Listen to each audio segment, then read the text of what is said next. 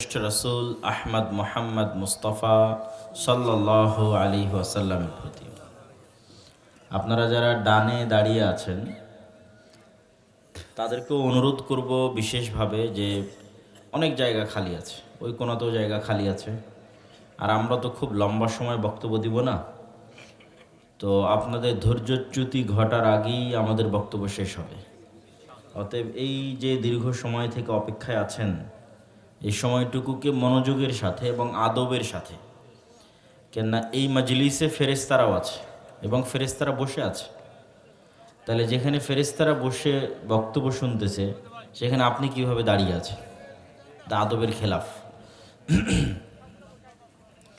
এই জন্য স্বেচ্ছাসেবক সহ দায়িত্বশীল সহ সবার দৃষ্টি আকর্ষণ করছি, সবাইকে বসে যাওয়ার জন্য বলেন। আপনারাও বসে পড়েন এই কোনায় যারা দাঁড়িয়ে আছে।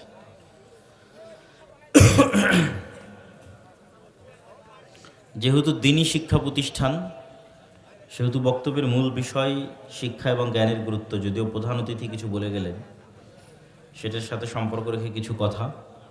আর এমনি মূল বক্তব্যের বিষয়বস্তু ঈমান বিল গায়েব। আর তার আগে সাধারণত এই ধরনের দ্বীনি শিক্ষা প্রতিষ্ঠানে কোনো অনুষ্ঠান হলে সেটার মৌলিক এবং মুখ্য উদ্দেশ্য থাকে প্রতিষ্ঠানের সহযোগিতায় জনগণের পাশে দাঁড়ানো। জনগণ প্রতিষ্ঠানের পাশে দাঁড়াবে। তো এটিতে অনেকেই অনেক সময় ভুল বুঝে যে মসজিদ, মাদ্রাসা, আলেম ওলামা, হুজুর তারা প্রোগ্রাম করলেই সেখানে দানের কথা, সাদাকার কথা, এই কথাগুলো আসে। তো আসলে দান কেন জরুরি এটা অনেক সময় মানুষ জানে না। না জানার কারণে, না বুঝার কারণে সে সালাতকে ভালোভাবে দেখলেও দানকে নেগেটিভভাবে দেখে, সিয়ামকে ভালোভাবে দেখলেও দান চাওয়াকে ভিন্নভাবে দেখে। তো দানের আসলে কারণ কি, কেন দান গুরুত্বপূর্ণ, এটা একটু আপনাদের জানা দরকার। এটার উপর 2 মিনিট কথা বলে ভূমিকা স্বরূপ তারপরে আমি মূল বক্তব্যে প্রবেশ করব ইনশাল্লাহ। তো দান কেন গুরুত্বপূর্ণ? দুনিয়াতে আপনি যখন যে কোনো বিপদে পড়েন তখন দেখবেন যে আপনার টাকার খুব প্রয়োজন হয়। বিপদ মানেই টাকার দরকার। দেখা যায় রাস্তায় হুট করে অ্যাক্সিডেন্ট হয়েছেন, মেডিকেলে নিয়ে যাবেন, টাকা। অপারেশন, টাকা। ওষুধ, টাকা।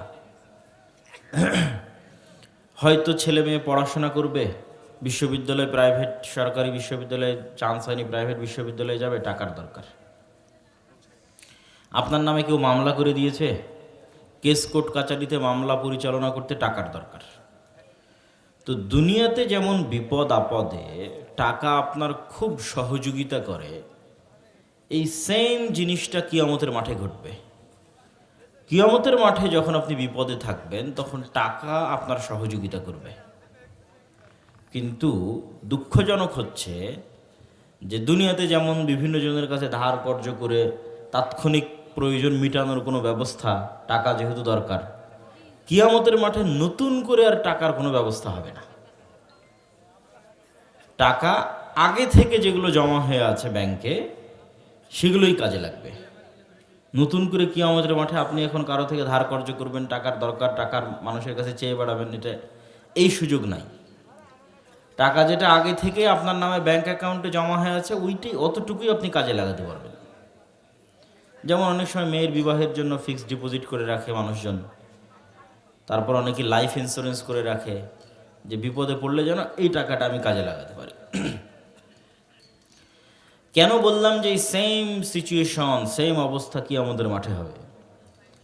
কেননা এই দুনিয়াতেই আল্লাহ সুবহানাহু ওয়া তাআলা অসংখ্য ইবাদতের কমতি এবং অসংখ্য গুনাহের কাফারা টাকা দিয়ে করার ব্যবস্থা করে দিয়েছে। পরকাল তো অনেক পরে। দুনিয়াতেই ইবাদতের কমতি পূরণ হবে টাকা দিয়ে, দুনিয়াতেই গুনাহের কাফারা হবে টাকা দিয়ে। একটা গুনাহের কাফারা দেখেন, রমাজান মাসে স্টেজের পিছনে কিন্তু কথা বলা যাবে না। স্বেচ্ছাসেবক যারা আছে তারা পিছনের রাস্তাটা পরিষ্কার করো, যে বক্তব্য শুনতে চায় সে সামনে আসুক, যে শুনতে চায় না সে চলে যাক।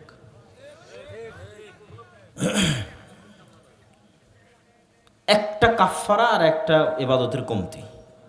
রমজান মাসে কেউ যদি দিনের বেলা তার স্ত্রীর সাথে সাংসারিক জীবনে যায়, তো আল্লাহ বলছেন তার কাফফারা হচ্ছে একটা গোলাম আজাদ করতে হবে। তো গোলাম আজাদ করতে কি লাগবে বলেন তো? টাকা লাগবে। তারপর আল্লাহ নিজেই বলছে, কারো যদি গোলাম আজাদ করার সময় অত বেশি টাকা না থাকে, তাহলে সে 60 জন মিসকিনকে খাওয়াবে। তো 60 জন মিসকিনকে খাওয়াতে কি লাগবে? টাকা লাগবে। এবার ইবাদতের কমতি, হজ এবং উমরা করতে গিয়ে জরুরি কোনো কাজ যদি ছুটে যায়, হজ এবং উমরার মধ্যে করণীয় এইরকম জরুরি কোনো কাজ যখন ছুটে যাবে, তথা ইবাদতে কমতি তৈরি হয়েছে, যেটা করার কথা ছিল সেটা করতে পারেননি, তখন আল্লাহ বলছে ঠিক আছে, যেটা করার কথা ছিল করতে পারোনি, তুমি তোমার নামে একটা খাসি কুরবানি, একটা দুম্বা কুরবানি দিয়ে দাও, যেটাকে মুআল্লিমেরা বলে দম দেওয়া। তো একটা খাসি বা একটা দুম্বা বা একটা উট গরু কুরবানি করতে কি লাগবে? টাকা লাগবে। তাহলে দুনিয়াতেই আপনার ইবাদতের কমতি পূরণ হয়ে যাচ্ছে টাকার জোরে, আর দুনিয়াতেই আপনার গুনাহের কাফফারা হয়ে যাচ্ছে টাকার ক্ষমতায়। ঠিক দুনিয়াবি বিপদে যেমন টাকার ক্ষমতা কাজে লাগে, যে একজন কেস কোর্ট কাচারি হয়েছে, ওর তো অনেক টাকা, টেনশন নাই।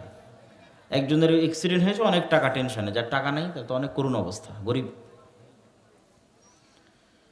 তো দুনিয়াতেই যেখানে আল্লাহ সুবহানাহু ওয়া তাআলা তার ইবাদতের ক্ষেত্রে এবং তার গুনাহের ক্ষেত্রে ধারা করে রেখেছেন, কিয়ামতের মাঠে এটা অব্যাহত থাকবে।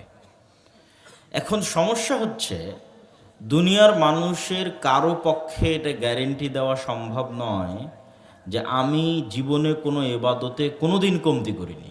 যেমন উদাহরণ নাম্বার 1, কেউ দাঁড়িয়ে বলবে দুনিয়ার মানুষ যে যেদিন থেকে আমার ফরজ সালাত ফরজ হয়েছে, ওই দিন থেকে আজ পর্যন্ত এক ওয়াক্ত ফরজ সালাত কাজা করিনি, অথবা এক ওয়াক্ত ফরজ সালাত বাদ দেইনি, অথবা এক ওয়াক্ত সালাত জামাত ছুটে যায়নি।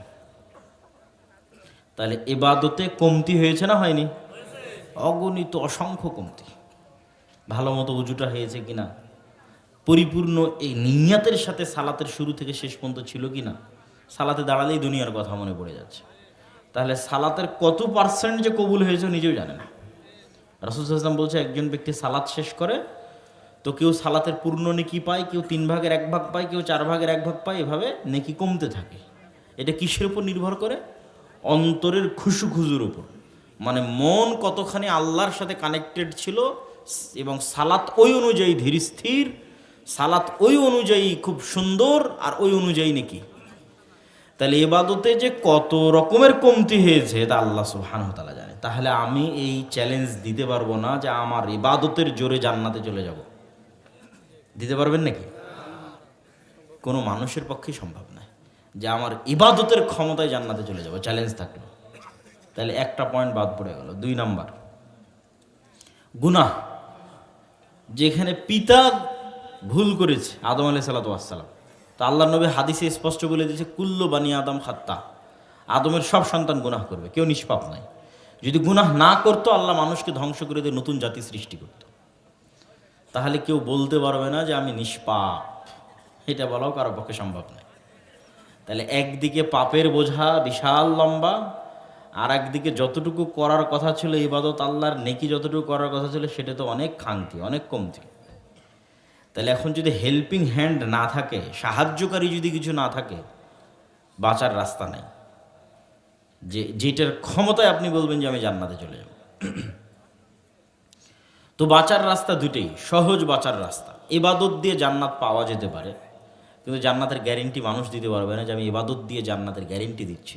কারণ ওগুলোই কারণ, ইবাদতে প্রচুর কমতি, প্রচুর খামতি থেকে যায়, নিয়তের কারণে, বিভিন্ন ত্রুটির কারণে, অসংখ্য প্রবলেমের কারণে অসংখ্য ভুল ত্রুটি থেকে যায়। তাহলে এমন রাস্তাও থাকা দরকার যেটাতে মানুষ গ্যারেন্টি দিতে পারবে যে হ্যাঁ, আল্লাহ একটা রাস্তা বলো যে রাস্তায় নিশ্চিত জান্নাত যাওয়া যাবে। হাল আদুল্লুকুম আলা তিজারাতিন তুনজিকুম মিন আযাবিন নার, এমন একটা ব্যবসার কথা বলো যে ব্যবসা করলে লাভ 100%, লসের কোনো চান্স নেই। তো আল্লাহ সুবহানাহু ওয়া তাআলা বলছে, ঠিক আছে, আমি তোমাদের সাথে সেই ব্যবসা করতে রাজি। তোমরা যেমন গুলশান, ঢাকা, ঝিনাইদহ শহর, এগুলোতে যেমন তোমরা প্লট ফ্ল্যাটের ব্যবসা করো, আমি আল্লাহ তোমাদের কাছে জান্নাতের প্লট আর ফ্ল্যাট সেল করে দেবো, বিক্রি করে দেবো। এটা যে নিশ্চিত জান্নাতে বুকিং। 2টা রাস্তা। অন্যগুলোতে পাওয়া সম্ভব, মানুষ চেষ্টা করলে অবশ্যই পাবে, কিন্তু 100% নিশ্চয়তা দুইটাতে আল্লাহ দিয়েছে। ইন্নাল্লাহ আশতারা মিনাল মুমিনিনা আনফুসাহুম ওয়া আমওয়ালাহুম বিআন্না লাহুমুল জান্নাহ। একটা হচ্ছে মানুষ তার জান, নিজের প্রাণটাই আল্লাহর রাস্তায় দিয়ে দিল, বলেন আল্লাহু আকবার। এটা হচ্ছে আল্লাহর দেওয়া সবচেয়ে বড় নিয়ামত ছিল তার কাছে। দুনিয়াতে আল্লাহ তাকে প্রাণ দিয়েছিল, দুনিয়ার এই মোহমায়া, আনন্দ, উৎসব, উল্লাস সব ছেড়ে দিয়ে প্রাণটাই আল্লাহর রাস্তায় দিয়ে দিয়েছে। তো আল্লাহ বলতেছে, আর যদি যতই গুনাহ থাক সব মাফ, রক্ত, শহীদের রক্ত মাটিতে পড়ার আগে ওর সকল গুনাহ ক্ষমা, আর ওর ইবাদতে যত কমতি থাক সেটাও পূরণ। এর জন্য এখন কি নিশ্চিত জান্নাত। জান্নাতের কাছে বিক্রি হয়ে গেছে, আল্লাহ নিজে বিক্রি করেছে এর কাছে জান্নাত। 2 নম্বর আর এক শ্রেণীর কাছে আল্লাহ জান্নাত বিক্রি করবে, যারা টাকার জোরে জান্নাত কিনবে। আপনি খেয়াল করলে দেখবেন যে সাহাবীদের মধ্যে আমাদের চাইতে বড় বড় ধনী ছিল, এবং মুসলমানেরা জন্মগত ব্যবসায়ী, উম্মাতে মুসলিমা বাই বর্ন ব্যবসায়ী। এখন এসে গোলাম চাকর হয়েছে, কিন্তু আসলে ব্যবসায়ী। কেন? আল্লাহর নবী নিজে ব্যবসায়ী, পুরো কোরাইশ, লিলাফি কোরাইশ, পুরো তারা ব্যবসায়ী, পুরো কোরাইশ সম্প্রদায় ব্যবসায়ী। ব্যবসা দিয়ে ওদের সকল কিছু চলতো। তারপরে আবু বকর রাদিয়াল্লাহু তাআলা নিজে ব্যবসায়ী, উসমান রাদিয়াল্লাহু তাআলা নিজে ব্যবসায়ী, আব্দুর রহমান বিন আউফ নিজে ব্যবসায়ী, জুবাইর ইবনুল আওয়াম নিজে ব্যবসায়ী। এবং এরা ব্যবসায় এত পারদর্শী ছিল যে এই উসমান, এই আব্দুর রহমান বিন আউফ, এই জুবাইর ইবনুল আওয়াম, এরা যখন মক্কা ছেড়েছে তখন নিঃস্ব, মদিনায় এসে মদিনার মানুষের কাছে টাকা কর্জ করেছে। আল্লাহর নবী মদিনার মানুষের সাথে তাদের মোয়ালাত করে দিয়েছিলেন যে মদিনার মানুষ, তোমরা মক্কার মুহাজিরদের সহযোগিতা করো নিজের পায়ে দাঁড়াতে। এরা ব্যবসা ভালো বুঝে। তখন মদিনার মানুষের টাকা নিয়ে, মদিনার আনসারদের টাকা নিয়ে এরা ব্যবসা দাঁড় করিয়েছে, এবং ব্যবসা দাঁড় করে এক একজন কোটিপতি, শুধু লাখপতি নয়, কোটিপতি। কেননা তারা জানতো যে জান্নাত কিনার আর একটা সহজ রাস্তা হচ্ছে টাকার জোরে জান্নাত কিনতে হবে। যেমন উসমান রাদিয়াল্লাহু তাআলা কিনে নিয়েছে। এখনও যদি আপনি মসজিদে নববীতে যান, মক্কায় যান, তাহলে উসমান রাদিয়াল্লাহু তাআলার নামের ব্যাংক অ্যাকাউন্ট, তার নামের বিল্ডিং, তার নামের সাদাকায়ে জারিয়ার বাগান এখন পর্যন্ত অব্যাহত আছে। আল্লাহু আকবার। 1400 বছর হয়ে গেছে, যেগুলো তার নামে সরকার এখনও চালাচ্ছে, দেখাশোনা করতেছে, এবং ওগুলোতে জনকল্যাণমূলক কাজে এখনও ব্যয় করতেছে, আর নেকি উনি পেতেই আছে। মসজিদে নববীতে যেদিন মানুষের পানির ব্যবস্থা করার কোনো রাস্তা ছিল না, সেই দিন উসমান রাদিয়াল্লাহু তাআলা আনহু কুয়া কিনে দিয়েছিলেন আল্লাহর নবীকে ইহুদিদের কাছ থেকে। যেদিন খাওয়ার পানি কোথায় থেকে নিবে, ইহুদিদের কাছে নত হয়ে খাওয়ার পানি নিতে হয়। কেন? আল্লাহর নবী যখন মদিনায় গেল তখন দেখলো যে পুরো মদিনার অর্থনৈতিক কন্ট্রোল ইহুদিদের হাতে।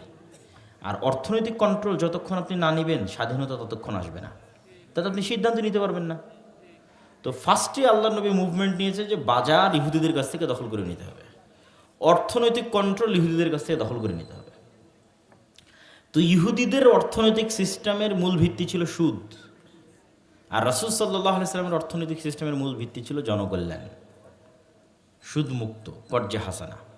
ওইটা দিয়ে উনি মদিনার বাজার দখল করে নিয়েছে। কেন? ওনার সাথে জন্মগত ব্যবসায়ী যোগ্য অভিজ্ঞ সাহাবীরা ছিল, যারা 2-3 বছরের মধ্যে ব্যবসার মাঠ নিজেদের কন্ট্রোলে নিয়ে নিয়েছে। তো যেটা বলতে চাচ্ছিলাম, দ্বিতীয় আর একটা রাস্তা হচ্ছে টাকার জোরে জান্নাত কিনা সম্ভব। কিন্তু মুসলমানেরা তো টাকা উপার্জনই করতে চায় না। যদি 1000 জনে একজনও টাকা উপার্জন করে, সে মনে করে টাকা আমাকে উড়িয়ে শেষ করতে হবে। দুবাইয়ে মদ, নারী, জুয়া, তারপরে ঢাকার বিভিন্ন জায়গায় এগুলো এভাবে টাকা নষ্ট করে শেষ করতে হবে। ওই টাকা যে আল্লাহর রাস্তায় কাজে লাগাতে হবে, সেই মেধা, সেই জ্ঞান আল্লাহ তাদের দেয়নি। এই জন্য রাসূলুল্লাহ সাল্লাল্লাহু আলাইহি ওয়াসাল্লাম বলেছেন, 2 শ্রেণীর মানুষের সাথে তোমরা ঈর্ষা করো। এই নিয়ামত পৃথিবীতে পাওয়া খুব কঠিন। সেই 2 শ্রেণীর এক শ্রেণী হচ্ছে, আমার নিজেরও ঈর্ষা হয় এই ধরনের মানুষ দেখলে। কেন? এই নিয়ামত পাওয়া অনেক কঠিন। সেটা কি? আল্লাহকে অঢেল সম্পদও দিয়েছে, আবার সেই অঢেল সম্পদ আল্লাহর রাস্তায় ব্যয় করার তৌফিকও দিয়েছে। আল্লাহু আকবার। সে কোটি কোটি টাকার মালিক, অথচ সেই কোটি কোটি টাকা না মদে ব্যয় করে, না জুয়াতে ব্যয় করে, না নারীর পিছনে ব্যয় করে, এই কোটি কোটি টাকা সে আল্লাহর রাস্তায় ব্যয় করে। আল্লাহ আকবার। এরকম তৌফিক মানুষ পায়, কিন্তু এরকম মানুষও আছে। আগের যুগে ছিল, এই যুগও আছে, যাদেরকে আল্লাহ নিজে হাতেই তৌফিক দিয়েছে। যেমন রাজহি, সুলাইমান রাজহি, সৌদি আরবের অনেক বড় ধনী ব্যক্তি। ওর ধ্যান এবং জ্ঞান এটাই ছিল যে আমাকে আরও বেশি টাকা ইনকাম করতে হবে, যেন আমি আরও বেশি মসজিদ মাদ্রাসার পিছনে ব্যয় করতে পারি। এই জন্য না যে আরও বেশি টাকা ইনকাম করতে, যাতে রেস্টুরেন্টে ঢুকে আর একটু ভালো খেতে পারি, আর একটু মদ জুয়া নারী নিয়ে দুবাইয়ে গিয়ে টাকা শেষ করতে পারি, এটা না। ওনার ধ্যান জ্ঞান এটাই, আরও বেশি টাকা ইনকাম করতে হবে, কেন আরও বেশি মসজিদ মাদ্রাসায় ব্যয় করতে হবে। তাহলে 2 নম্বর সহজ রাস্তা হচ্ছে টাকার বিনিময়ে জান্নাত কিনে নেওয়া যাবে। এখন যদি আপনি পরকালের ব্যাংকে টাকা জমা রাখা শুরু করেন এবং কিয়ামতের মাঠে যদি আপনি কোটিপতি অবস্থায় উত্থিত হন, টাকা দান করতে করতে, জমা করতে করতে করতে কিয়ামতের মাঠে কোটিপতি অবস্থায় উত্থিত হয়েছেন, লাখপতি অবস্থায় উত্থিত হয়েছেন, তাহলে আপনার ইবাদতের কমতি থাকলেও পূরণ করা সম্ভব, গুনাহের কাফফারা থাকলেও পূরণ করা সম্ভব। পাওনাদার আছে অনেক, কাকে কোথায় গালি দিয়েছেন, বকেছেন, হিংসা গীবত, কোনো গুনাহের তো মানুষের ঠিক ঠিকানা নাই, যেটা দিয়ে সে গ্যারেন্টি দিতে পারবে যে আমি কোনো গুনাহ করিনি। সে নিজেও জানে না কত পাওনাদার কিয়ামতের মাঠে উপস্থিত হবে তার কাছে পাওনা চাওয়ার জন্য। তাহলে তো বাঁচার কোনো রাস্তা নেই বেশি টাকা ইনকাম করা ছাড়া। বেশি টাকা ইনকাম করে বেশি আল্লাহর রাস্তায় দান করা ছাড়া জান্নাত কিনার যে গ্যারেন্টি দিয়ে গেলাম যে জান্নাত আমার, এটার আর কোনো রাস্তা নেই। হয় জীবন আল্লাহর রাস্তায় দিয়ে দিতে হবে, নাহলে প্রচুর পরিমাণে টাকা ইনকাম করে প্রচুর পরিমাণে দান করতে হবে। তাহলে দান কেন জরুরি? দান এই মাদ্রাসার জন্য জরুরি নয়, দান এই মসজিদের জন্য জরুরি নয়, দান আমার আপনার নিজের সকলের জন্য জরুরি। যেমন আপনার ব্যাংক অ্যাকাউন্টে আপনি টাকা জমা রাখতেছেন, এটা হচ্ছে পরকালের ব্যাংক অ্যাকাউন্ট। আপনার বাংলাদেশের ইসলামী ব্যাংক বলেন, নন ইসলামী ব্যাংক বলেন, এরা আপনাকে প্রফিট দিক, মুনাফা দিক, সুদের ভিত্তিতে দিক, সুদ ছাড়া দিক, কত দিবে? 10%, 12%, 14%। আর আল্লাহ সুবহানাহু ওয়া তাআলা বলেছেন, আমার কাছে যদি কেউ 1 টাকা জমা রাখে, এটা আল্লাহর কাছে জমা রাখা, তাহলে আমি ওইটাকে বাড়াতে বাড়াতে বাড়াতে বাড়াতে 700 গুণ, চাইলে তার চেয়েও বেশি বাড়াতে পারি। তাহলে আপনি দিবেন অল্প, কিয়ামতের মাঠে যেয়ে দেখবেন অনেক বেশি হয়ে গেছে। তাহলে এই ডিলে, এই লেনদেনে, এই কেনা বেচায় কোনো লস আছে? এই কেনা বেচায় কোনো লস নাই। এই কেনা বেচায় আরও একটা কারণে লস নাই। কোথায় যান মুরব্বী? উঠা যাবে না কিন্তু বক্তব্য শেষ হওয়ার আগে। জি, কেন আমরা তো আর বেশি লম্বা সময় আলোচনা করব না। উঠে গিয়ে কোথায় যাবেন? জরুরি প্রয়োজন ছাড়া উঠা যাবে না। তো আমরা যেটা আলোচনা করছি যে দান আপনি কেন করবেন, সেটার আমরা উত্তর আপনাদের সামনে তুলে ধরছিলাম। তো সর্বশেষ যে পয়েন্টে আমরা ছিলাম সেটা হচ্ছে যে দান আপনার নিজের উপকারে, এটা বোঝানোর জন্য আরও একটা উদাহরণ দিয়ে এই পর্বের আলোচনা শেষ করব। সেটা হচ্ছে এই যে আপনি এই মাদ্রাসায় দিলেন, ধরেন 50,000 টাকা দিলেন, মিফতাহুল উলুম কি জানো, মিফতাহুল কোরআন মাদ্রাসা, বা 10,000 টাকা দিলেন, 5,000 টাকা দিলেন। এখন আপনি বলেন তো এই 5,000 টাকা কি আল্লাহর কাছে ডাইরেক্টলি যাবে? যায় না, তো যাওয়ার তো কোনো রাস্তা নেই। তাহলে এই 5,000 টাকা এখানে আপনার ছেলে মেয়ে পড়বে, আপনার এলাকার ছেলে মেয়ে পড়বে। আর যদি এখানে মাদ্রাসায় কেউ চাকরি করে, তাহলে আপনার গ্রামেরই কেউ চাকরি করবে, ওই বেতন হিসেবে পাবে, তাই না? ধরেন হয়তো মসজিদে একটা এসি বা ফ্যান কিনে দিলেন, ওই ফ্যানের বাতাস কে খাবে বলেন? আল্লাহ খাবে নাকি? মানুষই খাবে। কেন? আল্লাহ তো এগুলোর মুখাপেক্ষী নয়। আল্লাহ সুবহানাহু ওয়া তাআলা এগুলো থেকে অমুখাপেক্ষী। আপনি মনে করেন একটা খাবার কিনে দিলেন গরিব মিসকিনকে, তো সেই খাবারটাকে আল্লাহ খাবে? আল্লাহ বলেছে আমি খাই না, আমি খাবার খাওয়াই। তাহলে দেখেন যে এইটা কত বড় মহানুভবতা আল্লাহর, আল্লাহ করিম কত বড় মহানুভবতা, যে আপনি যেই দানটা করছেন, এই দানটা আপনি উপকার গ্রহণ করছেন, কোনো না কোনোভাবে তো আপনি উপকার নিচ্ছেন।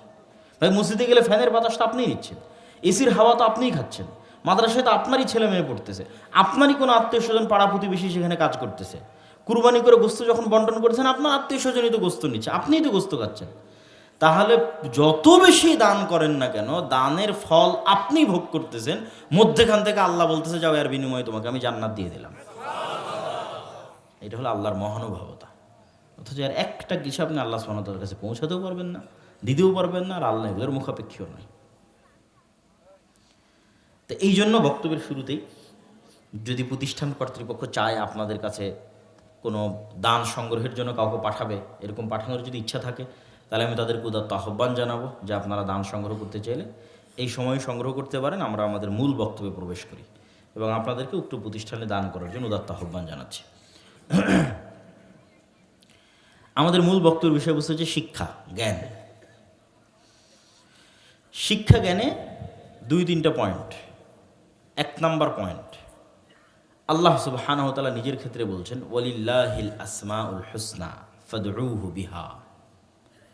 আল্লাহ সুবহানাহু ওয়া তাআলার সর্বোত্তম নাম আছে, এই সর্বোত্তম নাম দিয়ে তোমরা আল্লাহকে ডাকো। তো এই আয়াতে বলতেছে আল্লাহর নামগুলো সর্বোত্তম। তো যেমন আল্লাহ সুবহানাহু ওয়া তাআলার একটা নাম হচ্ছে আল্লাহ সুবহানাহু ওয়া তাআলা হাই, চিরঞ্জীব, কাইয়ুম, চিরপ্রতিষ্ঠাকারী। ঠিক আল্লাহর একটা নাম হচ্ছে আলিম, মহাজ্ঞানী। এখন আপনার কি মনে হয় যে আল্লাহর কোনো গুণ কি খারাপ হতে পারে? একটু বলেন, আল্লাহর কোনো গুণ কি খারাপ হতে পারে? তো আল্লাহ নিজেকে বলছে যে তিনি সবার চেয়ে বেশি জ্ঞানী। তার মানে জ্ঞানী হওয়া খারাপ না ভালো? জ্ঞানী হওয়া ভালো। একদম সিম্পল লজিক, অতি সহজ লজিক, যে আল্লাহ নিজেকে দাবি করতেছে যে আমি সবার চেয়ে জ্ঞানী, তাহলে জ্ঞানী হওয়া কোশ্চেন কালেও খারাপ হতে পারে না, কেন আল্লাহ নিজে সবার চেয়ে জ্ঞানী। তাহলে জ্ঞানী হওয়া খুবই ভালো একটা গুণ, বড় একটা গুণ। এই গুণটা কার গুণ? আল্লাহর গুণ। এত ভালো গুণ, এত বড় গুণ, এটা আল্লাহর গুণ। তাহলে মূর্খ থাকা কত খারাপ হতে পারে? জ্ঞানী হওয়া যদি আল্লাহর গুণ হয়, তাহলে মূর্খ থাকা আল্লাহর গুণের বিপরীত। বুঝেননি? তাহলে মুসলমানের জন্য মূর্খ থাকার কোনো রাস্তা আছে? কোনো রাস্তা নেই। মুসলমানকে সিবগাত আল্লাহ, আল্লাহর গুণে গুণান্বিত হতে হবে। আল্লাহর গুণে গুণান্বিত হওয়া মানে কি? আল্লাহ সুবহানাহু ওয়া তাআলা বলছেন আমি ক্ষমাশীল। এখন আপনি আল্লাহর কাছে রাতের আধারে উঠে হাত তুলে বলছেন আল্লাহ অনেক ভুল করেছি, তুমি আমাকে ক্ষমা করে দাও। কারণ আল্লাহ দেখবে যে আপনি তো কোনোদিন কাউকে ক্ষমা করেননি। বুঝেননি মনে হয় আমার কথা? আপনার ভাইয়ের সাথে জমিনে মারামারি হয়েছে, ভাইকে ক্ষমা করেছেন? করেননি। বাপের সাথে, মায়ের সাথে, বোনের সাথে কোনো একটা সমস্যা হয়েছে, বাপ মাকে ক্ষমা করেছেন? করেননি। স্ত্রীর সাথে কোনো একটা নিয়ে ঝামেলা হয়েছে, ক্ষমা করেছেন? করেননি। পাড়া প্রতিবেশীর সাথে কোনো একটা নিয়ে ঝামেলা হয়েছে, ক্ষমা করেছেন? করেননি। তাহলে আপনি নিজেই তো জীবনে কোনোদিন কোনো মানুষকে ক্ষমা করলেন না, কোন লজ্জায় আল্লাহকে বলছেন আল্লাহ যেন আপনাকে ক্ষমা করে? এটা হলো আল্লাহর গুণে গুণান্বিত হওয়া। আপনি যদি মানুষকে ক্ষমা করতে থাকেন, আল্লাহর কাছে ক্ষমা চাওয়া লাগবে না, আল্লাহ এমনি আপনাকে ক্ষমা করে দেবে। এটা হলো আল্লাহর গুণে গুণান্বিত হওয়ার ফল। এগুলো বাই ডিফল্ট পাবেন। যেমন আল্লাহ সুবহানাহু ওয়া তাআলা কি বলছে? ইরহামু, রাসূল সাল্লাল্লাহু আলাইহি ওয়াসাল্লাম বলছে ইরহামু মান ফিল আরদি ইয়ারহামুকুম মান ফিস সামা। আপনি বিপদে পড়ে আল্লাহকে বলছেন আল্লাহ আমার উপর দয়া করো। তা আপনি জীবনে কোনোদিন কোনো মানুষের উপর দয়া করলেন না, আল্লাহর কোনো পশু প্রাণীর উপর দয়া করলেন না, কেমনে আল্লাহকে বলছেন আল্লাহ আপনার উপর দয়া করুক? এই জন্য আল্লাহ বলছে শোনো, আমার দয়া চাওয়ার পাওয়ার সিস্টেমটা বুঝো, গায়েবের লজিক বুঝো, যে গায়েবে কিভাবে কাজ হয়। এই যে যেমন এইটা আমি সুইচ অন করলাম, মেশিন অন হয়ে গেল, ওরা ওইটা অন করলো, ফাংশনে চাপ দিল, ক্যামেরা অন হয়ে গেল। তো গায়েবের লজিকে কিভাবে কাজ হয়, গায়েবের লজিক বুঝো। গায়েবের লজিক হচ্ছে তুমি নিজে যদি ইরহামু মান ফিল আরজ, দুনিয়াতে যারা আছে পশু প্রাণী, জীব জন্তু, জানোয়ার, মানুষজন, এদের উপর তুমি যদি দয়া করো, আলাদা করে দয়া চাওয়া লাগবে না, অটোমেটিক আল্লাহ তোমার উপর দয়া করবে। লজিক। গায়েব কিভাবে কাজ করে, গায়েবে কিভাবে কাজ হয়। ঠিক তেমনি রাসূল সাল্লাল্লাহু আলাইহি সাল্লাম বলছেন আপনি কোনো একটা অপরাধ করেছেন, অপরাধ করে বলছেন আল্লাহ তুমি আমার সম্মানটা রক্ষা করো, আমার এই অপরাধের কথা যেন মানুষ না জানে। তো আপনি যখন আর কোনো মানুষের কোনোদিন অপরাধ দেখেছেন, তখন আপনি কি কোনোদিন চেষ্টা করেছেন যে না এই মানুষের অপরাধটা ঢাকা থাক? না আপনি জানা মাত্রই গীবত আর অপবাদ, মোবাইল, ফেসবুক, ইউটিউব, গল্প গুজব, আড্ডায় কিভাবে ওকে অপমান করা যায়, পেয়ে গেছি একটা তথ্য, বাস এখন গল্প জমবে এই তথ্যের উপর। তাহলে মানুষের ভুল ত্রুটির উপর, মানুষের গোপন গুনাহ যখন আপনি জেনে গেছেন, সেটার উপর গীবত এবং অপবাদের চর্চা করে ভরিয়ে ফেলেছেন। এখন আজ যখন আপনি বিপদে, আল্লাহ আপনার গুনাহ গোপন রাখবে না উন্মুক্ত করে দিবে? উন্মুক্ত করে দিবে। আর আপনি যদি নিজে মানুষেরটা গোপন রাখতেন, আল্লাহর কাছে চাওয়া লাগতো না, এমনি আল্লাহ আপনারটা গোপন রাখতো? এমনি গোপন রাখতো। দুনিয়াতেও গোপন রাখতো, কিয়ামতের মাঠেও গোপন রাখবে। তাহলে আমরা এই পর্বে বলছিলাম আল্লাহর রঙে রঙিন হওয়া মানে আল্লাহর যে গুণগুলো মানুষের পক্ষে অর্জন করা সম্ভব, সে গুণগুলো অর্জন করা উচিত। তাহলে আল্লাহ তার ওই গুণের বহিঃপ্রকাশ অটোমেটিক ঘটাবে। আরও পরিষ্কার হন, আল্লাহর একটা গুণ হচ্ছে রাজ্জাক, রিজিক দাতা। এখন আপনি বলছেন আল্লাহ আমার অনেক টাকার দরকার, কিন্তু আপনার পকেট থেকে 1 টাকাও বের হয় না। আপনার পকেট থেকে যখন গরিব মিসকিন অসহায় মানুষের জন্য টাকা বের হবে, তখন আপনি দিবেন বেহিসাব, আল্লাহ আপনাকেও দিবে বেহিসাব। আপনার দেওয়া আর আল্লাহর দেওয়া তো একই সমান হবে না। আপনি যখন বেহিসাব দিবেন, আপনার বেহিসাব মানে 500, আর আল্লাহর বেহিসাব মানে 500 কোটির বেশিও হতে পারে। কিন্তু এটার সম্পর্ক হৃদয়ের সাথে, যে আপনার কাল্ব কৃপণ না আপনার কাল্ব কৃপণ নয়, উদার। যখন আপনি কৃপণ নন, আপনি মানুষের রিজিকের ব্যবস্থা করবেন, আল্লাহ আপনার রিজিকের ব্যবস্থা করবে। এভাবে বাই ডিফল্ট গায়েবে নিয়ম নির্ধারণ করা আছে, গায়েব এভাবেই চলতে থাকে। তাহলে আল্লাহ জ্ঞানী, তো আপনি জ্ঞানী হলে আল্লাহ খুশি হবে না নারাজ হবে? বলেন, খুশি হবে। আর আপনি যদি মূর্খ থাকেন, আল্লাহ পুরো কোরআন বলতে থেকেছে যে তোমরা চিন্তা করো, ভাবো, গবেষণা করো, শিখো। তার মানে আল্লাহ জ্ঞান অর্জন করা, শিখা, চিন্তা করাকে পছন্দ করে। এই জন্য কোরআন শুরুই হয়েছে ইকরা। পড়াই যদি না জানে, পড়বে কি? তাহলে তো এই কিতাব পাঠানো বৃথা। তার মানে এই কিতাব পড়তে হলে জ্ঞান লাগবে, তাই না? তার মানে আল্লাহ এই কিতাব পাঠানোর মাধ্যমে আল্লাহ কি বলছে? প্রত্যেক মানুষকে জ্ঞানী হতে হবে। যেহেতু এই কিতাব হুদাল্লিন নাস, সারা পৃথিবীর সব মানুষের জন্য, তাহলে সারা পৃথিবীর সব মানুষকে কি হতে হবে? জ্ঞানী হতে হবে। জ্ঞানী হওয়া ছাড়া হেদায়েতের নূর পাওয়ার কোনো রাস্তা নেই, হেদায়েতের আলো পাওয়ার কোনো রাস্তা নেই। চলেন পয়েন্ট নাম্বার 2, জ্ঞান এবং শিক্ষার গুরুত্ব বলতে গিয়ে পয়েন্ট নাম্বার 2। আল্লাহ সুবহানাহু ওয়া তাআলা যখন আদমকে সৃষ্টি করতে চাইলেন, ওয়াইদ ক্বালা রাব্বুকা লিল মালাইকাতি ইন্নী জাইলুন ফিল আরদ ক্বালু আতাজআলু ফিহা মান ইউফসিদু ফিহা ওয়া ইয়াসফিকু দিমা। আল্লাহ ফেরেশতাদের ডাক দিয়ে বললেন, আমি পৃথিবীতে আমার প্রতিনিধি তৈরি করতে চাই। ফেরেশতারা বললেন, আল্লাহ আপনি এমন কাউকে সৃষ্টি করবেন যে দুনিয়াতে ফিতনা ফাসাদ করবে জিনদের মতো। এই পৃথিবী কিন্তু আদম আলাইহিস সালাম থেকে শুরু নয়। আদম আলাইহিস সালামেরও কত লক্ষ কোটি বছর আগে পর্যন্ত এই পৃথিবী জিনের আবাদ করেছে। কত লক্ষ কোটি বছর আল্লাহ সুবহানাহু ওয়া তাআলা ভালো জানে। এমনিতে জিনদের বয়স অনেক। তাহলে জিনদের উপর একটা লম্বা সময় পার হওয়ার পর আল্লাহ মানুষ সৃষ্টি করেছে। তাহলে পৃথিবীতে মানুষ আল্লাহর দ্বিতীয় সৃষ্টিজীব, প্রথম নয়। তো আগের জিনদের সাথে ফেরেশতাদের খুব কটু মানে তিক্ত অভিজ্ঞতা আছে। জিনদের এই গণ্ডগোল মারামারি থামাতে, ওদের পিটতে, মারতে, তাড়াতে, বিচার সালিশ ঝামেলা। এই জন্য জিন ফেরেশতারা বলছে আল্লাহ একই অবস্থা হবে। তখন আল্লাহ সুবহানাহু ওয়া তাআলা কি বলছে দেখেন। আল্লাহ সুবহানাহু ওয়া তাআলা বলছে, ইন্নী আ'লামু মা লা তা'লামুন, আমি যা জানি তোমরা তা জানো না। তাহলে বোঝা গেল আল্লাহর কাছে যে অসীম জ্ঞান আছে, সেই জ্ঞান ফেরেশতাদের কাছে আছে নাই। তো আল্লাহ দাবি করতেছে আমার সিদ্ধান্ত ঠিক কেন? আমার কাছে জ্ঞান বেশি, আমার সিদ্ধান্ত ঠিক। তোমাদের কাছে জ্ঞান নাই, তোমরা বুঝতে পারবে না কেন আমি মানুষ সৃষ্টি করতে, তোমরা জানবে না। ঠিক আছে, গেল একটা পর্ব, গেল জ্ঞানের একটা পর্ব শেষ। জ্ঞানের 2 নম্বর পর্ব দেখেন, ওয়াল্লামা আদামাল আসমাআ কুল্লাহা সুম্মা আরাদাহুম আলাল মালাইকা। এবার আল্লাহ আদম আলাইহিস সালামকে কিয়ামত পর্যন্ত যা হবে পৃথিবীতে তার সবই শিখিয়ে দিলেন। ওই যে ক্যামেরা আবিষ্কার করেছে, এটাও আদম আলাইহিস সালাম জানতেন। মোবাইল আবিষ্কার করেছে, এটাও আদম আলাইহিস সালাম জানতেন। লাইট আবিষ্কার করেছে, এটাও আদম আলাইহিস সালাম জানতেন। পিতার ব্রেনে না থাকলে সন্তানের ব্রেনে আসা অসম্ভব। এগুলো সব আগে থেকে পিতার ব্রেনে ছিল, তারপরে মানুষের ব্রেনে কপি হতে হতে আসতে থেকেছে। যুগের চাহিদা অনুযায়ী ব্রেনের উপর যখন চাপ পড়েছে, প্রয়োজন তৈরি হয়েছে, চাপ পড়লেই দরজা খুলে গেছে, একটা করে দরজা ওপেন হয়েছে, একটা করে দরজা উন্মুক্ত হয়েছে। তখন একটা করে মানুষ আবিষ্কার করেছে। আবিষ্কার মানে কিন্তু নতুন সৃষ্টি নয়। বাদিউস সামাওয়াতি ওয়াল আরজ, আল্লাহ হচ্ছে শূন্য থেকে সৃষ্টি করে, কিছুই ছিল না, শূন্য থেকে সৃষ্টি, এটার নাম বাদিউস সামাওয়াতি ওয়াল আরজ। আল্লাহ হচ্ছে আসমান জমিনের বাদি', কোনো কিছুকে পরিবর্তন করে আল্লাহ আসমান বানায়নি।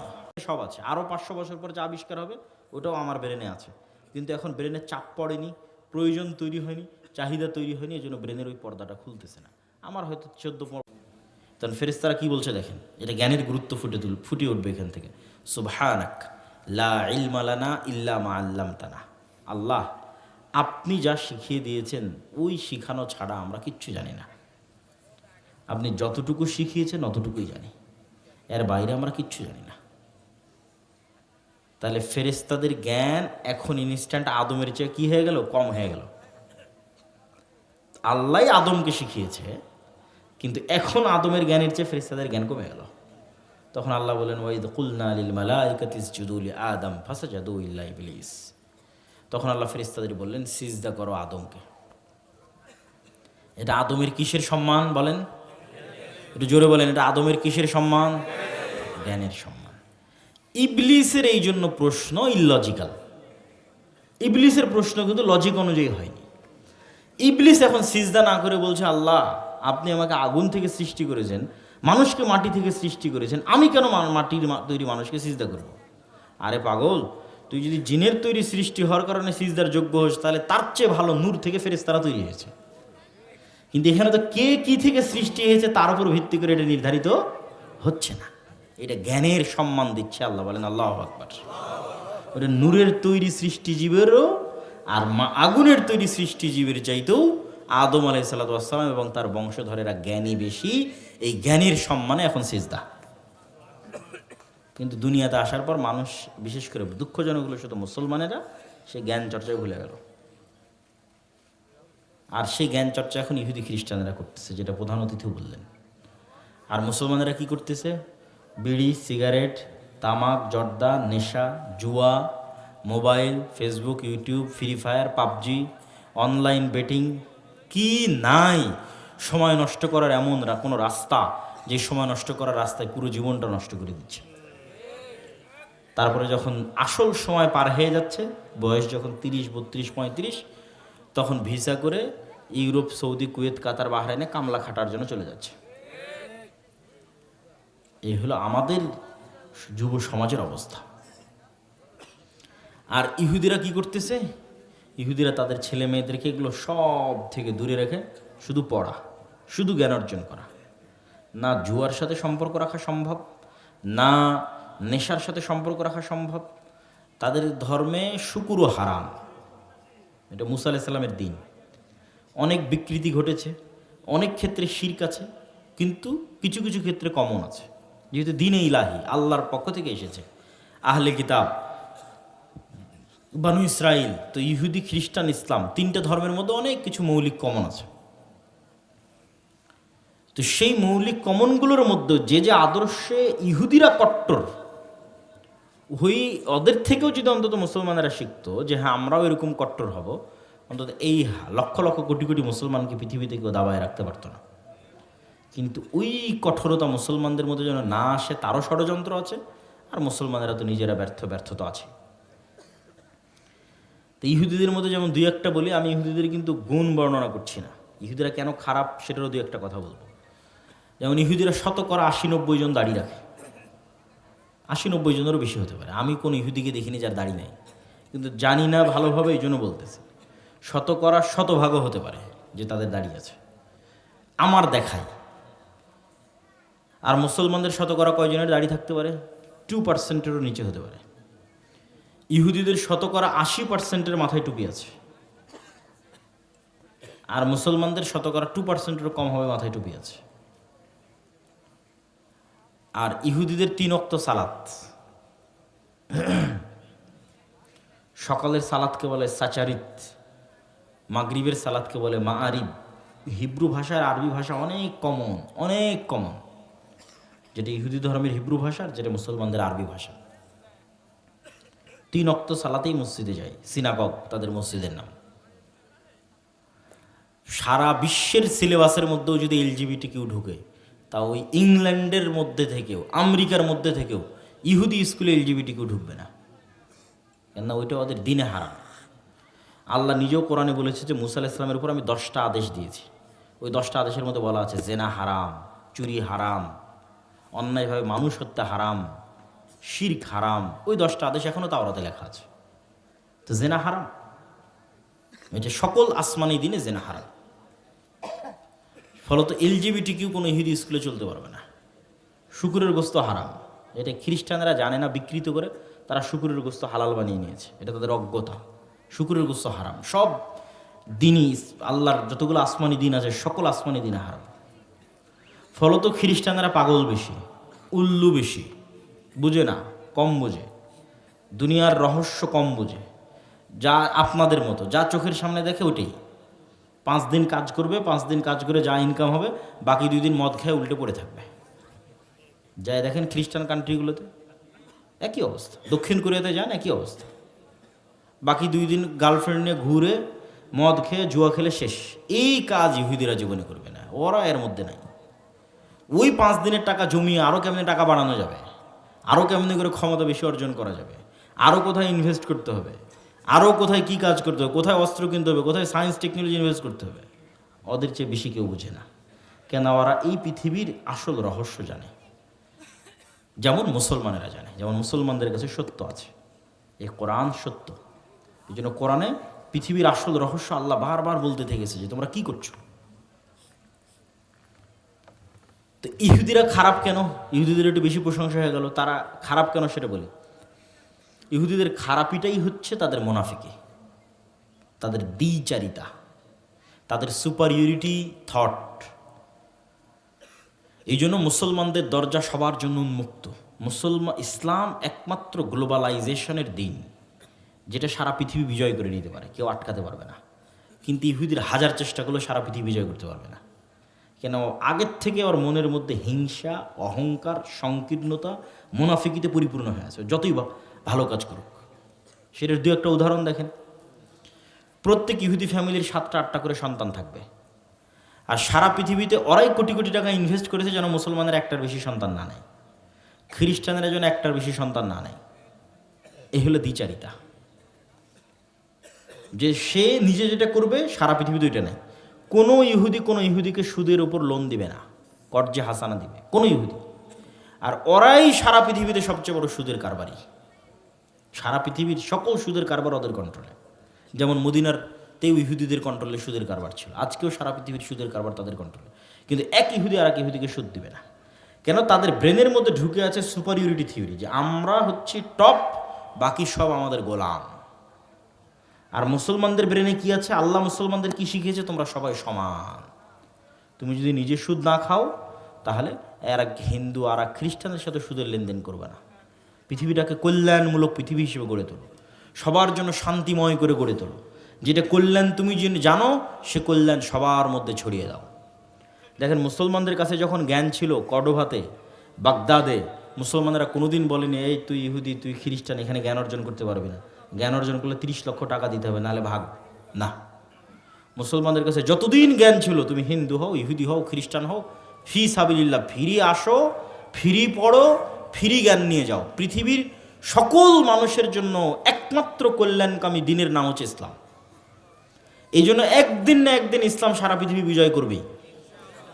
কেন? এখানে কারোর জন্য কোনো সংকীর্ণতা নেই। তুমি কালো দিন থেকে আসছো, কোন বংশ থেকে আসছো, শূদ্র থেকে আসছো, ইন্না আবাকুম ওয়াহিদ ওয়া রাব্বাকুম ওয়াহিদ, তোমাদের পিতা এক, তোমাদের রব এক, সব সমান।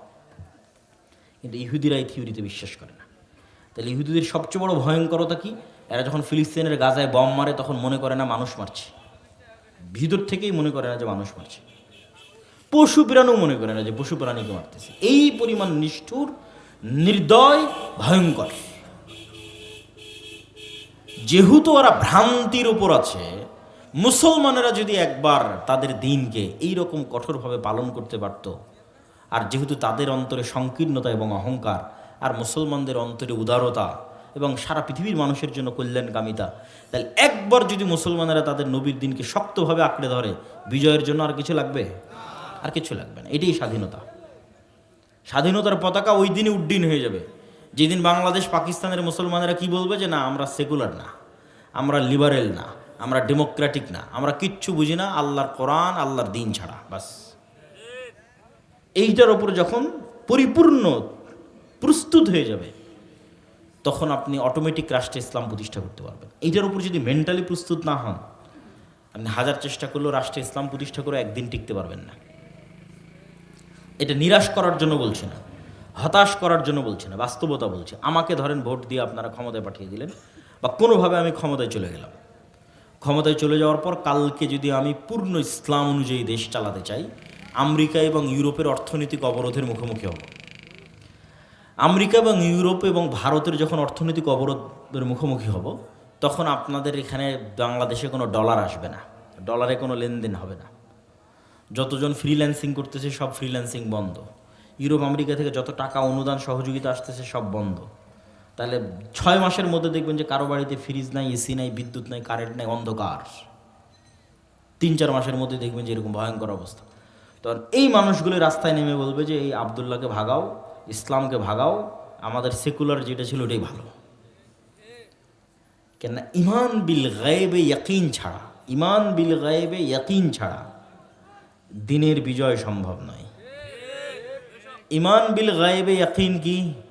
ওয়ামা নাকামু মিনহুম ইল্লা আন ইউমিনু বিল্লাহিল আজিজিল হামিদ। আল্লাহ সুবহানাহু ওয়া তাআলা সূরা বুরুজের মধ্যে বলতেছে।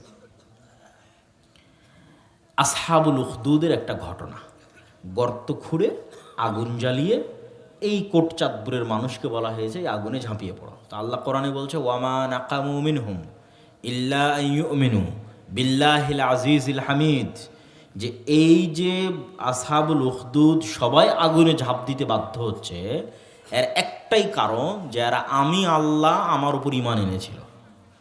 এটা ছাড়া আর দ্বিতীয় কোনো কারণ নাই। এখন আপনি কল্পনা করেন যে আপনাদেরকে যদি আমি এখানে এখন আগুন তৈরি করে দিয়ে বলা হয় যে তোমরা হয় ঈমান ত্যাগ করো না হয় আগুনে ঝাঁপ দাও, তো কতজন মানুষ এই আগুনে ঝাঁপ দেওয়ার জন্য প্রস্তুত থাকবে? যতজন মানুষের ঈমান বিল গায়েবে ইয়াকিন আছে যে এই আগুনই জান্নাত, যে আগুনে আমি ঝাঁপ দিচ্ছি এই আগুনই জান্নাত, আর যেই দুনিয়ার মোহমায়া শান্তি, এসির বাতাস, ফ্যানের বাতাস, বিদ্যুতের আরাম আয়েশের জন্য আমি আগুনে ঝাঁপ দেওয়া থেকে বাঁচতে গিয়ে ঈমান ত্যাগ করে দিচ্ছি ওটাই জাহান্নাম, এই কথার উপর যতক্ষণ ইয়াকিন অর্জিত না হবে, আগুনের মধ্যে যতক্ষণ জান্নাত দেখতে না পাবে, ততক্ষণ কি লাভ দিবে? লাভ দিবে না। কিন্তু আসহাবুল উখদুদের কথা আল্লাহ সূরা বুরুজের মধ্যে বলেছে যে মা ছোট বাচ্চাকে কোলে সহ আগুনে লাফ দিয়েছে। কেননা ওরা আগুনের মধ্যে কি দেখেছিল বলেন তো? জান্নাত দেখেছিল। তো বাংলাদেশের 50% বেশি মানুষ যেদিন দেখে নিবে যে না ইসলাম দিন, আল্লাহ সুবহানাহু ওয়া তাআলার দিনের মধ্যে জান্নাত, আমাদের দুনিয়ার দরকার নাই, আমাদের পরকাল দরকার, তখন ভোটও লাগবে না, কিচ্ছু লাগবে না, এমনি রাষ্ট্রে ইসলাম প্রতিষ্ঠা হয়ে যাবে। কিন্তু ওই ঈমান যতক্ষণ না আসবে ততক্ষণ পূর্ণাঙ্গ ইসলামের প্রতিষ্ঠা হওয়া সম্ভব নয়। ওই ঈমান দরকার, ঈমান বিল গায়বি ইয়াকিন, এবং যেটার জন্য জ্ঞান লাগবে। তো আমরা জ্ঞানের 2 নম্বর আলোচনায় আপনাদের সামনে তুলে ধরেছি যে আল্লাহ সুবহানাহু ওয়া তাআলা নিজে জ্ঞানী 1 নম্বর, 2 নম্বর আদম আলাইহিস সালাতু ওয়াস সালাম সবচেয়ে জ্ঞানী, ফেরেশতাদের চেয়ে জিনদের চেয়ে মানুষ এই জন্য শ্রেষ্ঠ, কেননা তারা জ্ঞানে শ্রেষ্ঠ। আর মানুষ যদি এখনও তাদের শ্রেষ্ঠত্বের বা মুসলমানেরা তাদের শ্রেষ্ঠত্বের ক্ষমতায় অধিষ্ঠিত হতে চায়, তাহলে তাদেরকে জ্ঞান অর্জন করতেই হবে, জ্ঞানে অন্যদের চেয়ে আধিপত্য বিস্তার করতেই হবে। এবং সেটার জন্য যদি কারো থেকে না শিখে, ইহুদিদের থেকে শিখতে পারে। আর দিনের উপর অটলতা এবং কঠোরতা যদি কারো থেকে না শিখে, হিন্দুদের কাছেও শিখতে পারে। আপনি বললেন এত বড় কথা বলে দিলেন হিন্দুদের কাছে, যেখানে আমরা ফেসবুক, ইউটিউব, টিকটকে সারাদিন ভারতের দুর্নাম করে শেষ করি যে ভারতের টয়লেট নাই, পায়খানা নাই, উমুক নাই, তুমুক নাই, সারাদিন গালিগালাজ, ট্রল। আর ভারতের ওরাও বাংলাদেশের লোকজনকে ট্রল করে, গালিগালাজ করে। তো এই ফেসবুকের এই সমস্ত কমেন্টগুলো যখন সামনে আসে, তখন আমি চিন্তা করি যে বাংলাদেশিদের যে ট্রল হচ্ছে এটা ঠিক আছে, কিন্তু ইন্ডিয়ানদের যে ট্রল হচ্ছে এটা ঠিক নাই। কেন ঠিক নাই? ভারত প্রতিষ্ঠা হয়েছে সেকুলারিজমের উপর, ধর্মনিরপেক্ষ মতবাদের উপর। সেই ভারতের হিন্দুরা তাদের ভ্রান্ত দিনকে, কট্টর ভ্রান্ত দিনকে রাষ্ট্রের প্রতিষ্ঠা করে ছেড়েছে সেকুলারিজম থেকে। গরুর পেশাব খাওয়ার মতো ভ্রান্ত দিন, গরুর গোবর খাওয়ার মতো ভ্রান্ত দিনকে রাষ্ট্রের প্রতিষ্ঠা করেছে। কি পরিমাণ নিজের দিনের উপর কঠোরতা থাকলে এটা সম্ভব। আর আমাদের একদম জলজল করা সত্য দিন, আল্লাহর পক্ষ থেকে আসা নূর, সর্বশেষ নবী, সর্বশ্রেষ্ঠ নবী মুহাম্মদ সাল্লাল্লাহু আলাইহি ওয়াসাল্লামের দিন। তারপরও আমরা মিনমিন করে বলি যে না, আমি সেকুলার, আমি ইসলাম প্রতিষ্ঠা করার জন্য আসিনি, আমি সেকুলারিজম প্রতিষ্ঠা করার জন্য। অথচ 47-এ দেশ প্রতিষ্ঠাই হয়েছিল ইসলামের ওপর। তাহলে কে ভীরু, কে কাপুরুষ বলেন? হিন্দুরা ভীরু কাপুরুষ না বাংলাদেশের মুসলমানেরা ভীরু কাপুরুষ? বাংলাদেশের মুসলমানেরা ভীরু কাপুরুষ, হিন্দুরা ভীরু কাপুরুষ নয়। তারা তো তাদের ভ্রান্ত দিনকে রাষ্ট্র প্রতিষ্ঠা করেছে, ইহুদিরা তাদের ভ্রান্ত দিনকে রাষ্ট্র প্রতিষ্ঠা করেছে। ভীরু কাপুরুষ তো আমরা। সম্মানিত উপস্থিতি, তো জ্ঞানের বক্তব্যের এই পর্যায়ে এসে ঈমান বিল গায়েবের উপর দু একটা কথা বলে আমার বক্তব্যের সবচেয়ে জরুরি এবং গুরুত্বপূর্ণ অংশ সেটা দিয়ে আমার বক্তব্য শেষ করবো ইনশাল্লাহ। আর আমাদের এই যে এখানে আসা, এই আশাটা যদি আপনারা মনে করেন যে প্রতি বছর সম্ভব, প্রতি মাসে সম্ভব, এটা অসম্ভব। বাংলাদেশে 600 উপজেলা, বছরে 100 দিন সফর করলেও 600 উপজেলায় যাওয়া সম্ভব নয়। তাহলে আপনাদের সাথে যদি আজকের একদিনের সম্পর্ক শেষ হয়, তাহলে তো আশায় কোনো লাভ হলো না। সম্পর্ক হতে হবে স্থায়ী, পার্মানেন্ট স্থায়ী সম্পর্কের জন্য সবচেয়ে বড় মাধ্যম হচ্ছে মাসিক আল ইতিসাম। আপনাদের ওই যে ওখানে দেখলাম অনেক দোকানপাট বসেছে, ওই দোকানপাটে যদি আপনি 15-20 টাকার পেঁয়াজি পুরিও খান, বাদামও খান, তো আপনার একদিনের এই 15-20-30 টাকার চাইতেও যে এক মাসে আপনার 15-20-30 টাকা খরচ হবে। আপনি একদিনে একটা নাস্তায় 15-20-30 টাকা খরচ করতেছেন, মাসিক আল ইতিসামে এক মাসে এরকম টাকা খরচ হবে 15-20-30 টাকা। আর প্রতি মাসে আমার নিজেরই লেখা থাকে 3টা, প্রতি মাসে। এত ব্যস্ততা, এত সফরের মধ্যে আজকেও আপনার ঝিনাইদহ এখানে রওনা দেওয়ার আগে মিন্নাতুল বাড়ির লেখা শেষ করে মাসিক আল ইতিসামের মেইলে পাঠিয়ে তারপরে রওনা দিয়েছে। অথচ গতকালকে রাজশাহী থেকে ঢাকা গেছে। তাহলে এই যে 24 ঘন্টার সফরের মধ্যে প্রতিদিন প্রোগ্রাম, তারপরে 3টে করে লেখা রেডি করতে হয় মাসিক আল ইতিসামের জন্য। একটা সম্পাদকীয়, একটা মিন্নাতুল বাড়ির প্রবন্ধ, একটা স্বাভাবিক প্রবন্ধ।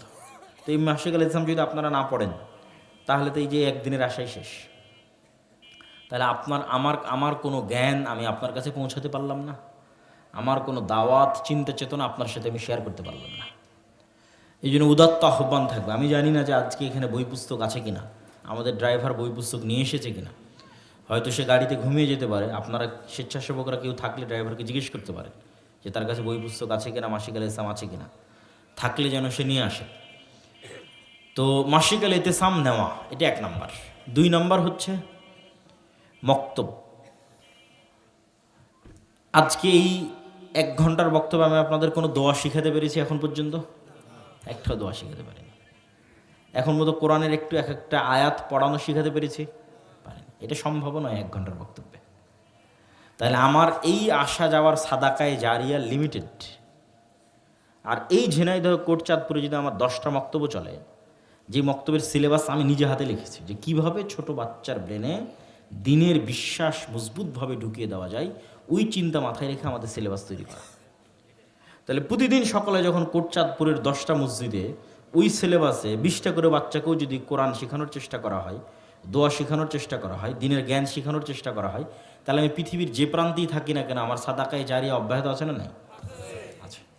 এই জন্য আমার সবচেয়েতে অন্তরস্থল থেকে ভালোবাসার আবেগের প্রজেক্ট হচ্ছে মক্তব।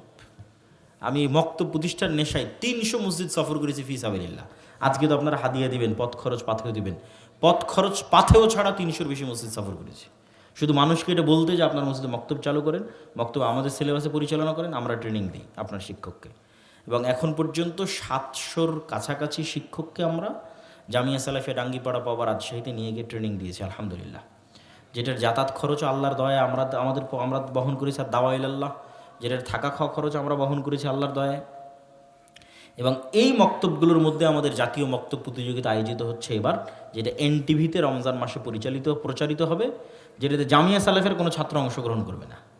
এইটা হচ্ছে ওই আপনার গ্রামের মধ্যে যে অবহেলিত মক্তব আছে অজপাড়া গায়ে, ওই মক্তবের গ্রামের ছেলে ওই টিভিতে অংশগ্রহণ করবে, এনটিভিতে, যেটার প্রায় 50 থেকে 60 লক্ষ টাকা বাজেট। আল্লাহ সুবহানাহু ওয়া তাআলার দয়ায় ব্যবস্থা হবে। তো আমাদের দ্বিতীয় প্রজেক্ট স্থায়ী রিলেশন সম্পর্ক হচ্ছে মক্তব। আমি চাই না যে এই একদিনের আশাই শেষ হয়ে যাক, বা এই প্রতি বছর এখানে আসবো কিভাবে সম্ভব, এটাও কঠিন। কিন্তু ওই মক্তবগুলো যদি চলমান থাকে তাহলে জ্ঞানের ওই ধারাগুলো চলমান থাকবে। 3 নম্বর যে বিষয়টা আপনাদের মাথায় রাখতে হবে জরুরি ভিত্তিতে খুব গুরুত্বপূর্ণভাবে, সেটা হচ্ছে আমাদের লিখিত বই পুস্তক।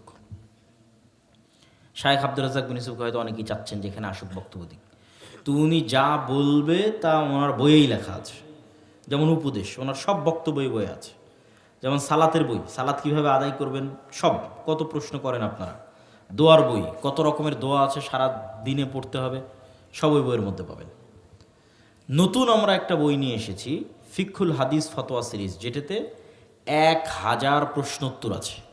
তায়াম্মুম, অজু, হায়েজ, নেফাস, সালাত সব মিলে 1000।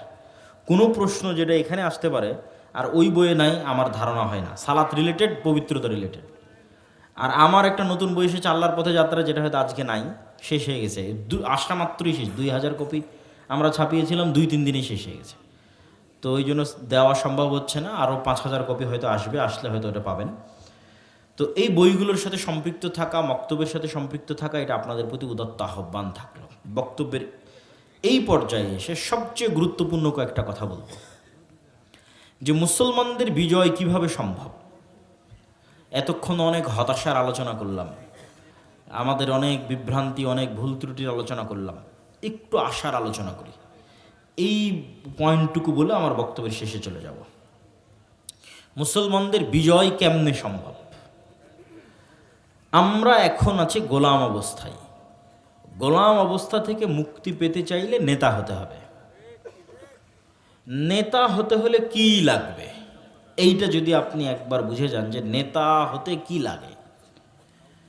নেতা হতে 2টা জিনিস লাগে। 1 নাম্বার ন্যায়পরায়ণতা, সত্যবাদিতা, আমানতদারিতা। এটা হলো নেতৃত্বের আঁতুড় ঘর, নেতৃত্বের বীজ। যে আমি একটা ধান গাছ রোপণ করলাম, এখান থেকে এখন ধান গাছ বের হবে। তো আমি নেতা চাই, নেতা আসবে কোথায় থেকে? নেতা আসেই ন্যায়পরায়ণতা থেকে, সত্যবাদিতা থেকে, আমানতদারিতা থেকে। এটাই নেতা। আল্লাহ সুবহানাহু তাআলা কোনো দিন কোনো নবী পাঠায়নি যে নবী জন্মগত সত্যবাদী নয়, যে নবী জন্মগত ন্যায়পরায়ণ নয়। ধরেন আমার নবী 40 বছর বয়সে শিরকের বিরুদ্ধে দাওয়াত দিয়েছে যে এই মূর্তি পূজা চলবে না, এটা শিরক, তাওহীদে আসতে হবে। কিন্তু আগের 40 বছর কি আমার নবী মিথ্যা বলতো নাকি? আগের 40 বছর কি ধোঁকাবাজ ছিল নাকি? না। 2-3টা গুণ জন্মগত। এটা আলাদা করে কোরআন পাঠিয়ে দাওয়াত দেওয়া লাগেনি যে মুহাম্মদ সাল্লাল্লাহু আলাইহি ওয়াসাল্লাম আজকে 40 বছর বয়স, তোমার কাছে কোরআন পাঠালাম, আজ থেকে তুমি সত্য বলবা। মুহাম্মদ সাল্লাল্লাহু আলাইহি ওয়াসাল্লাম আজ থেকে আপনি ন্যায় প্রতিষ্ঠা করবেন না। এটা জন্মগতই সকল নবী। কেননা এইটা ছাড়া নেতাই হতে পারবে না, নেতৃত্বই দিতে পারবে না। মুসা আলাইহিস সালাতু ওয়াস সালামের কওম বানু ইসরাইল সবচেয়ে ভয়ঙ্কর গোলামীর জীবনযাপন করেছে। আল্লাহ বানু ইসরাইলের ঘটনা দিয়ে কোরআন পরিপূর্ণ করে রেখেছে। কেন? একদিন মুসলমানেরাও বানু ইসরাইল হবে তাই। কোরআন আসছে মুহাম্মদ সাল্লাল্লাহু আলাইহি ওয়াসাল্লামের উপর, আর ঘটনা পরিপূর্ণ হয়ে আছে মুসা আলাইহিস সালামের। খুলে দেখেন এসেছে কার উপর, বলেন তো এসেছে কার উপর? আর কোরআন পূর্ণ হয়ে আছে কার ঘটনায়? মুসা আলাইহিস সালামের ঘটনা। আজীব, প্রত্যেক পাতায় পাতায় মুসার ঘটনা আছে, মানে বানু ইসরাইলের ঘটনা আছে। কেন? মুহাম্মাদের কওম একদিন মুসার কওম হয়ে যাবে, বানু ইসরাইল হয়ে যাবে। রাসূল সাল্লাল্লাহু আলাইহি ওয়াসাল্লাম নিজে হাদিসে বলেছে, জুতার পাট আর এক পাটের সাথে যেভাবে মিলে, আমার কওম বানু ইসরাইলের সাথে ওইভাবে মিলে যাবে। এই জন্য কোরআন বানু ইসরাইল দিয়ে পরিপূর্ণ। তো বানু ইসরাইলের এরা ফেরাউনের গোলামি করতে করতে করতে করতে করতে করতে একটা টাকার জন্য মারামারি, একটা রুটির জন্য মারামারি। কেন? গোলাম হলে এটাই সিচুয়েশন হয়। এখানে 10 জন মানুষকে আমি 10 দিন থেকে খাবার দিইনি, একটা রুটি দিয়ে বললাম খা এখন তোরা, একজন আরেকজনকে মারামারি করবে না? করবে না? করবে। এইটা গোলামির নেচার। আর হত্যাও করবে, মিথ্যা তো বহু দূরে থাক, দুর্নীতি ধোঁকা তো বহু দূরে, হত্যা পর্যন্ত করবে একটা রুটির জন্য। এই গোলামির কালচারের উপর বানু ইসরাইল বড় হয়েছে 300 বছর। অথচ এরা নবীর সন্তান, এরা ইব্রাহিমের সন্তান, ইসহাকের সন্তান, ইয়াকুবের সন্তান, ইউসুফের সন্তান, ইউসুফের 11 ভাইয়ের সন্তান, মুসা আলাইহিস সালাম, হারুন আলাইহিস সালাম। কিন্তু এরা ৩০০ বছর ফেরাউনের গোলামি করতে গিয়ে শুধু মিথ্যা, ধোঁকা, দুর্নীতি এটাই শিখেছে। আল্লাহ বলল, এই দাউদ যখন তেলাওয়াত করে আলাইহিস সালাতু ওয়াস সালাম জাবুর, সব মাছ নদীর ধারে চলে আসে, তোমরা মাছ ধরবা না। এরা কি পরিমাণ ২ নম্বরই বুদ্ধি রাখতো, এরা করলো কি, ওই মাছগুলো বানা দিয়ে বেড়া দিয়ে ঘিরে দিল, যে বলে ঠিক আছে আজকে আর ধরলাম না, পরের দিন ধরবো। এই ২ নম্বরই বুদ্ধির ব্রেন ছিল বানু ইসরায়েলের। এবার আপনি দেখেন যে মুসলমান আর বানু ইসরায়েল মিলেছে না মিলেনি? মিলেছে। আপনি ইউরোপে যান, লন্ডনে যান, আমেরিকায় যান, কত ২ নম্বরই ধোঁকাবাজি, রাস্তা দিয়ে কাগজপাতি জাল জালিয়াতি করে কি করতে হয় এটা মুসলমানদের চেয়ে বেশি কেউ জানে না। এটা ধোঁকাবাজ, মিথ্যুক, দুর্নীতির উপর মুসলমানদের এখন বেড়ে হওয়া, তাহলে নেতা হতে পারবে না। কেন নেতার প্রথম শর্তই এটা। এই জন্য মুসা আলাইহিস সালাতু ওয়াস সালামকে যদি আল্লাহ বানু ইসরায়েলের সাথে বড় করতো, তাহলে ওদের সাথে পালিয়ে বেড়াতে হতো, মন ছোট হয়ে যেত। মুসা আলাইহিস সালামকে ফেরাউনের বাড়িতে দিয়েছে, তাহলে ফেরাউনের বাড়িতে থাকার কারণে ওনার নেতৃত্বের যে মৌলিক গুণ, এটা বিকাশ হয়েছে। এই জন্য বানু ইসরায়েলের একজনকে যখন ফেরাউনের একজন ব্যক্তি জুলুম করতেছে, মুসা আলাইহিস সালাম এক থাপ্পড় দিয়ে দিয়েছে। আপনি কল্পনা করেন যে তৎকালীন বানু ইসরায়েলের কেউ সাহস করবে কিনা একটা থাপ্পড় দিতে? কেউ সাহস করবে না। কেন? ৩০০ বছর থেকে গোলাম থেকে তো ওই সাহসটাই নাই, ওই সত্য, ওই ন্যায়ের আওয়াজটাই নাই। কিন্তু মুসা আলাইহিস সালাম যেহেতু ফেরাউনের বাড়িতে বড় হয়েছে, উনি তার গোলাম অবস্থায় বড় হয়নি, ফলত নেতৃত্বের মূল গুণগুলো তার মধ্যে ছিল। দিয়েছে এক থাপ্পড়, এক থাপ্পড়ই শেষ। তো এই আলোচনা থেকে শেষ আলোচনায় চলে আসি। কোরাইশদের মধ্যে অন্য কিছু থাক আর না থাক, এই সত্যবাদীতে ন্যায়পরায়ণতা ছিল নেতাদের মধ্যে। যেমন কোরাইশদের নেতা আব্দুল মুত্তালিব মুশরিক হতে পারে, মিথ্যুক নয়। কোরাইশদের নেতা মুহাম্মদ সাল্লাল্লাহু আলাইহি ওয়াসাল্লামের চাচা আবু তালেব মরা পর্যন্ত তাওহীদ গ্রহণ করেনি, কিন্তু আবু তালেব দুর্নীতিবাজ নয়, আবু তালেব ধোঁকাবাজ নয়, আবু তালেব মিথ্যুক নয়। এই জন্য আবু তালেবের ছেলে আলী যখন ইসলাম গ্রহণ করেছে, আলী বিন আবি তালেব, তখন বিশ্বের নেতা। কেন? নেতৃত্ব তো রক্তের মধ্যে আছে, ওই জন্য বিশ্বের নেতা হয়ে গেছে।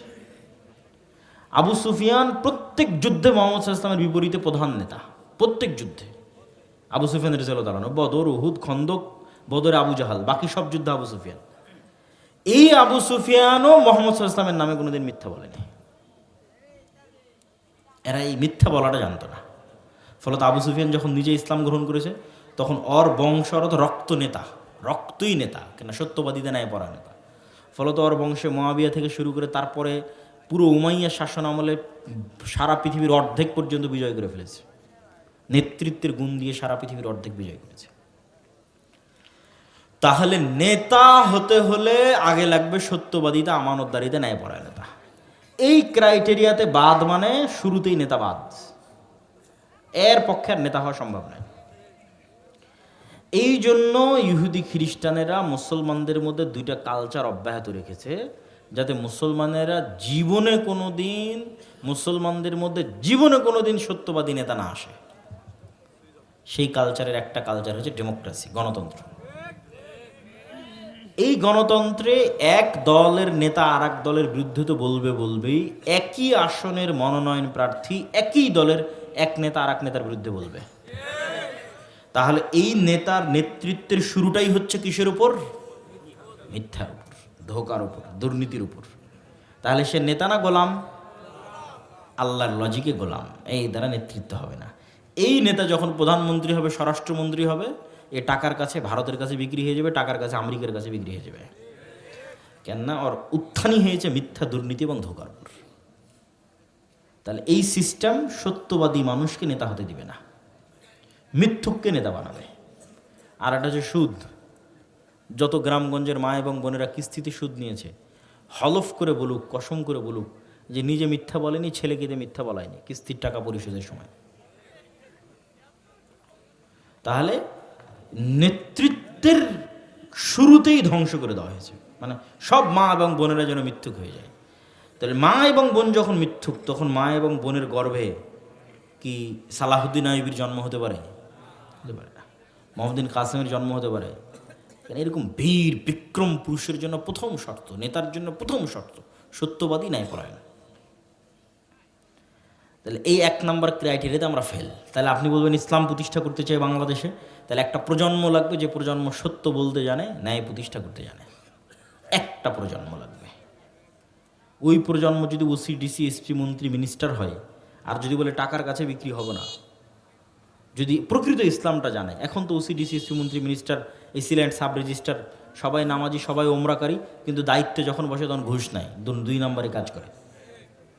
তাহলে তো প্রকৃত ইসলামও বুঝিনি। এই প্রকৃত ইসলামটা বুঝাতে হবে যে তোমরা নেতা হও, নেতা হতে হলে সত্য বলতে হবে, গোলামির জিঞ্জির ভাঙো, গোলামির জিঞ্জির ভাঙতে চাইলে ন্যায় প্রতিষ্ঠা করতে হবে। একটা প্রজন্ম যদি সত্যবাদী ন্যায় প্রতিষ্ঠা চায়, মানে গায়েবী মদদ, ইমান বিল গায়েব, আল্লাহ যদি চায়, তাহলে কত দুর্বল দলকে কত শক্তিশালী দলের উপর আল্লাহ বিজয় করেছে। আল্লাহু আকবার। শক্তি দিয়ে মুসলমানদের বিজয় আগেও কোনোদিন হয়নি, পরেও কোনোদিন হবে না। পুরো ইতিহাস খুলে দেখেন যে মুসলমানেরা শক্তিশালী এমত অবস্থায় বিজয়ী মিলবে না।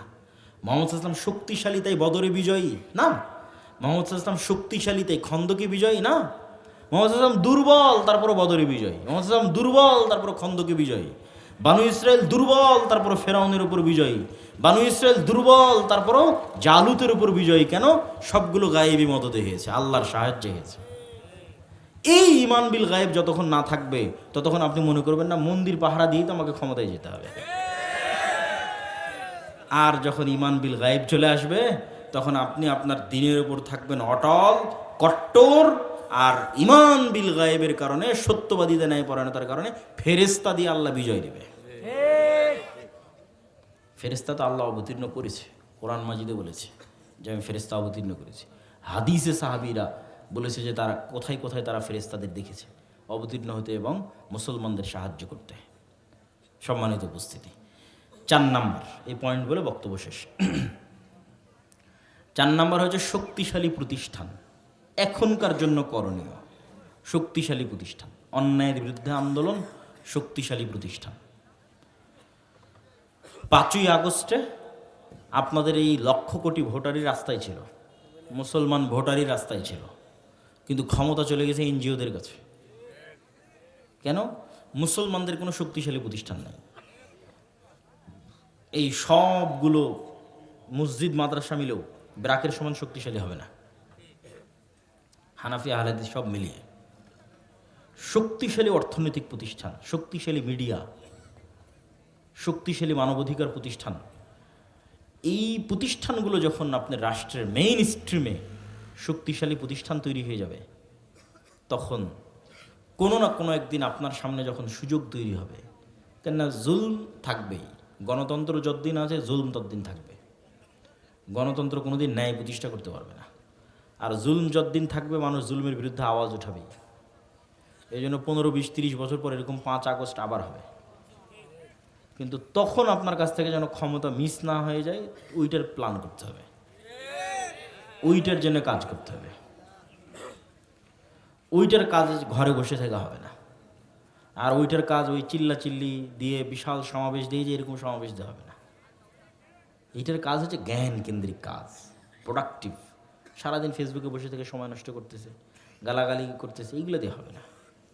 জ্ঞান অর্জন করে ইমান বিল গায়েবে ইয়াকিন নিয়ে ন্যায়পরায়ণ এবং সত্যবাদী অবস্থায় প্রোডাক্টিভ সকাল সন্ধ্যা কাজ করতে হবে, জ্ঞানের পিছনে সুদূর প্রসারী প্ল্যান নিয়ে।